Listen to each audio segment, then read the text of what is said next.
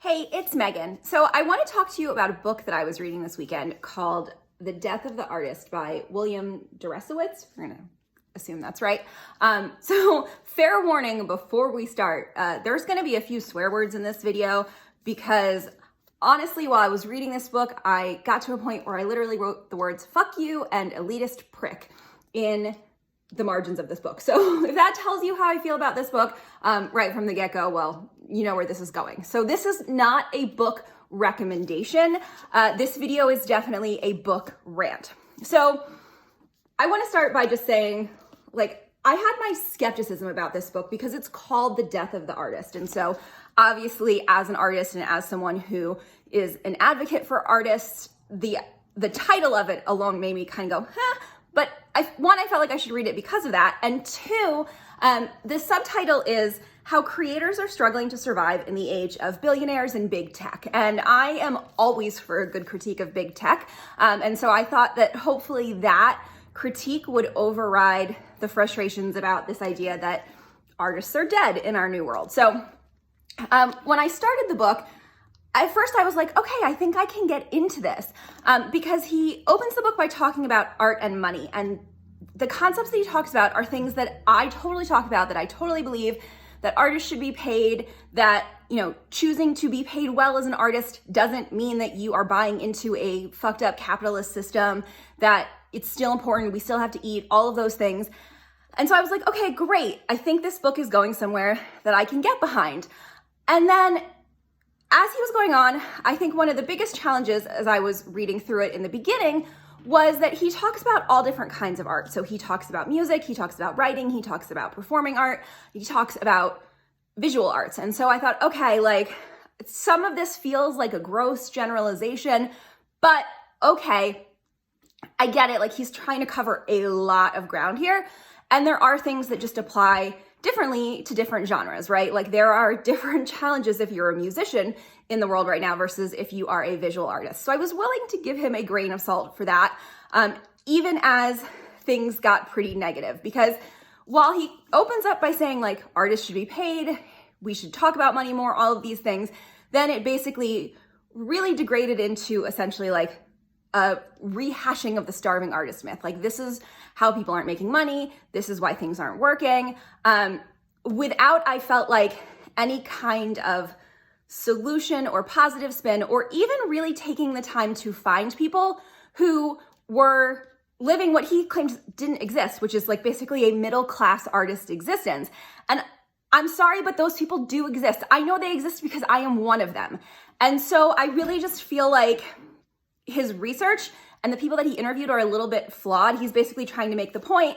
And I get it. We do live in this world where basically you either have someone who's the big hit, they made it big, or they're living in the poverty line. And I know that that's not true. So that's my first criticism is while yes, there are probably lots more stories of artists who aren't succeeding right now. And yes, we do have the big hits. That doesn't mean that the middle-class artist doesn't exist. I just feel like he didn't look hard enough for it. So that was kind of frustrating to me to begin with.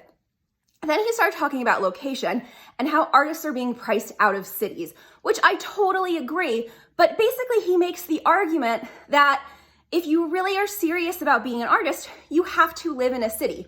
Now, again, this is where I think because he's trying to cover a broad strokes of artists, this is where, again, I think the argument falls flat because yes, there are certain types of artists where you probably need to live in a city.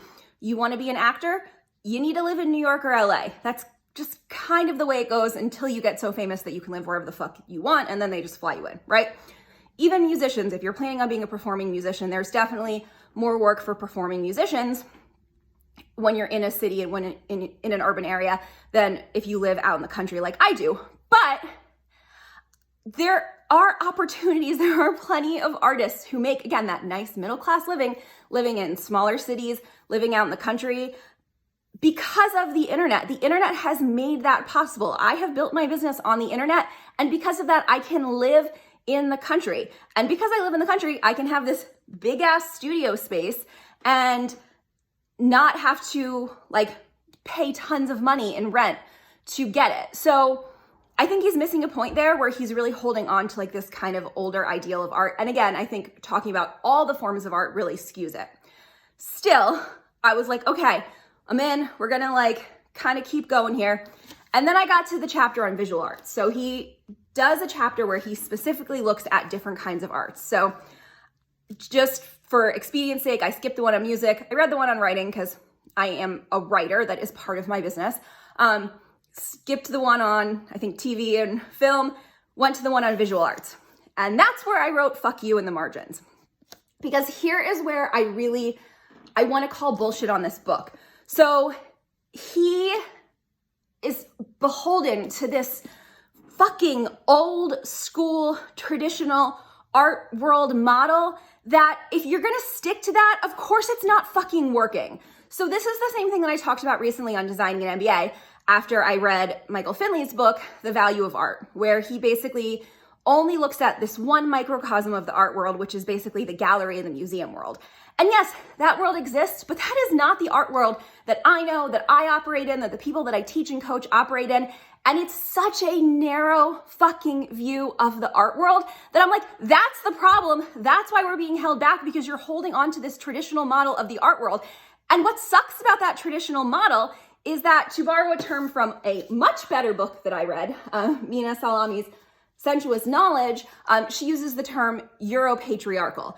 And that's what that view of the art world is. It is super Euro-patriarchal, and it dismisses both women and artists of color because they can't operate in this super bullshit system.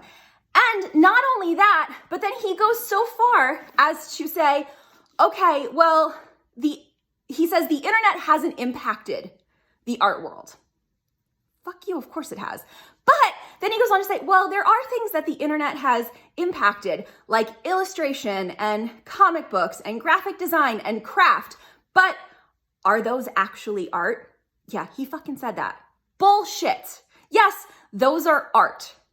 And that's what I think really made me lose it in this book, is if you want to hold on to this fucking narrow view of art. I told you guys I was going to swear a lot because I'm pissed. If you're going to hold on to this fucking narrow view of art as painting and sculpture that exists in elitist galleries, well, that doesn't serve anyone, because open your fucking eyes. The art world is so much bigger than that. And what is wrong with making art as an illustrator or a comic artist or a craft artist?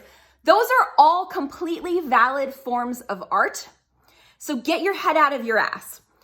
So all that being said, I was like, okay, well, we haven't gotten to the part yet where like he talks about the future or the bright side, or like there's got to be an upside, right? Like somewhere in this book, there's got to be an upside. So I kind of skimmed forward, moved through, and realized that as far as I can tell, there isn't much of an upside, at least in the way he talks about visual arts, because he doesn't understand the role of visual arts. He has such that narrow Euro-patriarchal view of visual arts as like paintings and sculpture that are about big ideas, that he can't imagine that the role of art, he uses the word visceral, which is a word that I use a lot to talk about art, in a very positive way. So a visceral understanding or a visceral appreciation of art is about the body, it's about senses, it's about emotion. It's not about what art makes us think, it's about what art makes us feel. This is a much more feminist, more person of color. This is that much deeper understanding of art than art must be big ideas.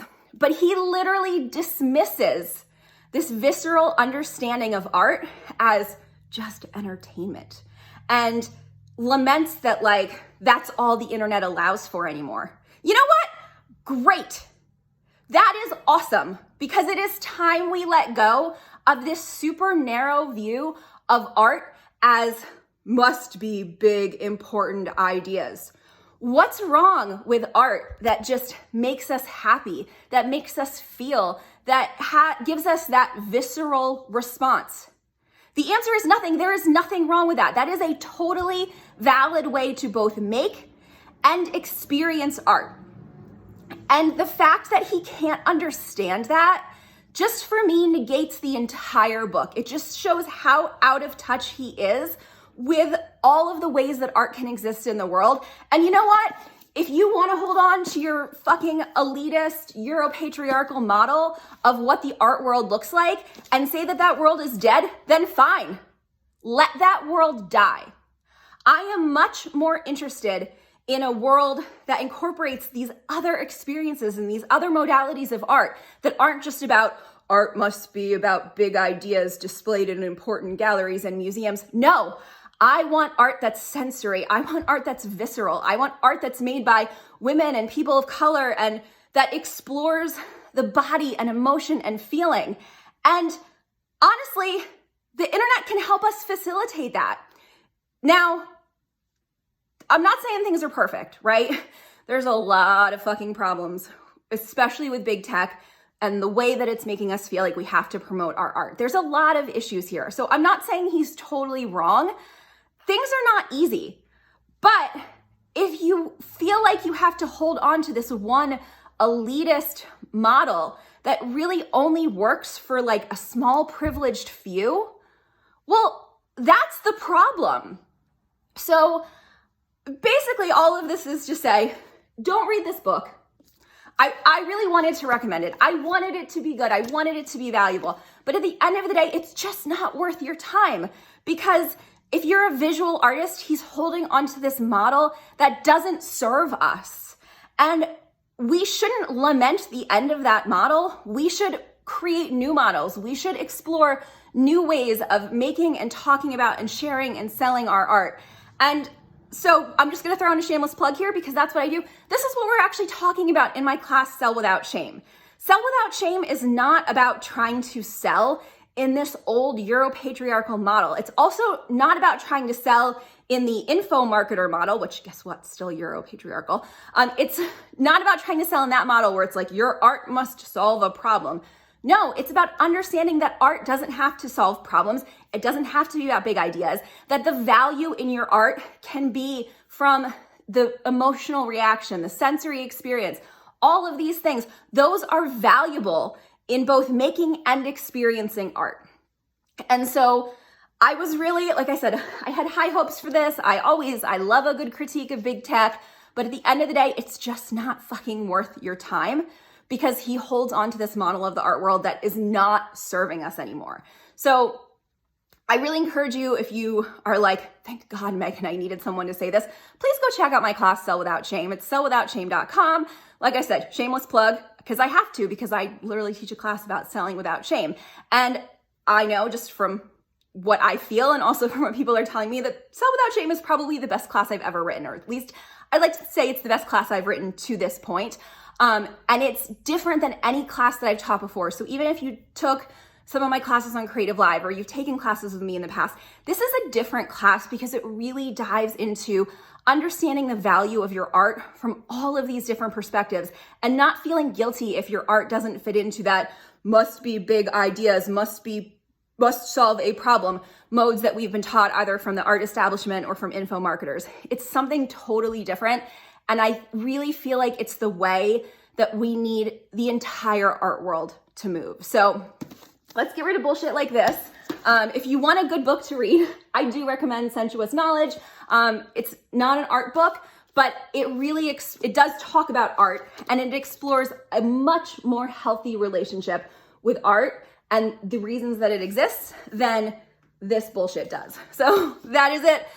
Feel free to leave a comment. I'd love to hear your thoughts. And also, I love to rant. So if there's something else you'd like to hear me rant about in the future, feel free to let me know about that as well. But that is it for now. Thank you for watching.